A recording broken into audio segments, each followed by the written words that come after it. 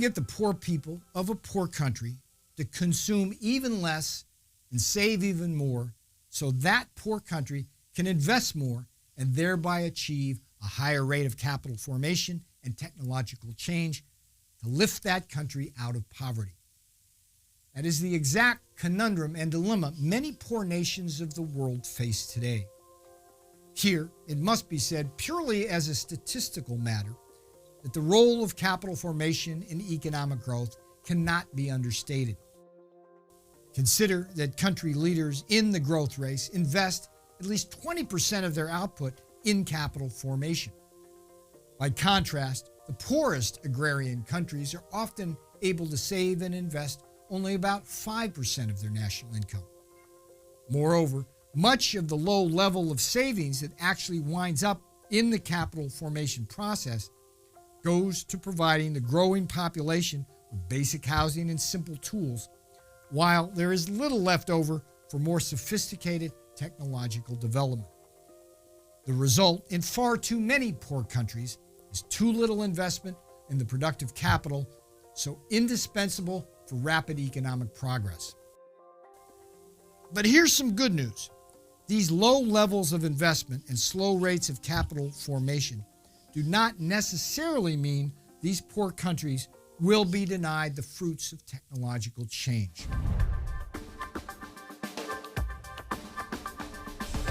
Here is indeed some good news for developing countries when it comes to the important element of technological change in the development process. In today's world, poor countries don't have to be inventive and innovative. Instead, they can simply import advanced technologies from the more advanced nations.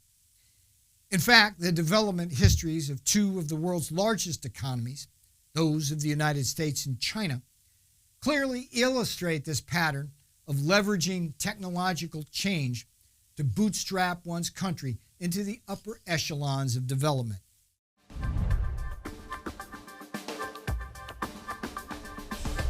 In the case of the United States, the development of its auto industry during the early to mid-20th century provided a tremendous boost to America's economic growth.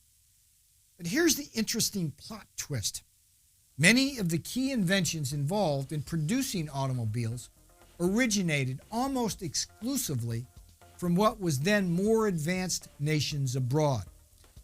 Nevertheless, Ford and General Motors applied these foreign inventions and built huge assembly lines and rapidly became the world leaders in the automotive industry, thereby leapfrogging the rest of the world.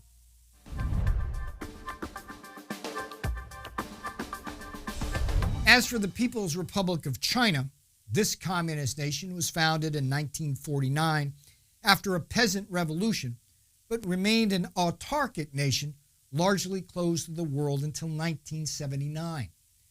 That's when one of China's leaders, Deng Xiaoping, initiated China's second economic revolution. A key feature of this revolution has been the purchase, reverse engineering, and often outright theft of highly advanced foreign technologies and processes for use in Chinese factories.